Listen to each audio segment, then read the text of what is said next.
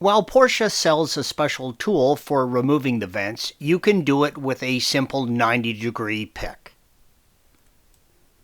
Insert the pick just above the second to lower slot in the vent, red arrow. Turn the pick so the end is facing towards the outside of the vent and feel for an opening.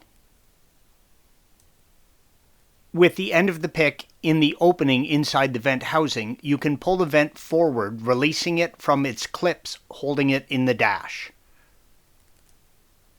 There will be a small electrical connection in a mount in the vent.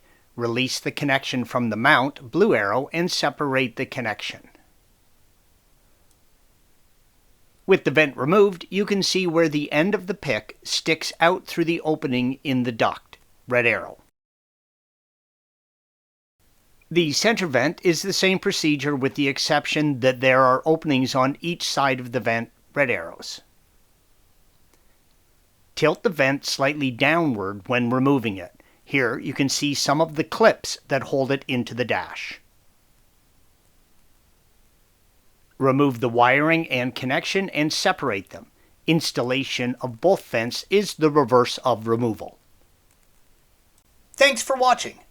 Be sure to subscribe to our channel and check out another video in this series.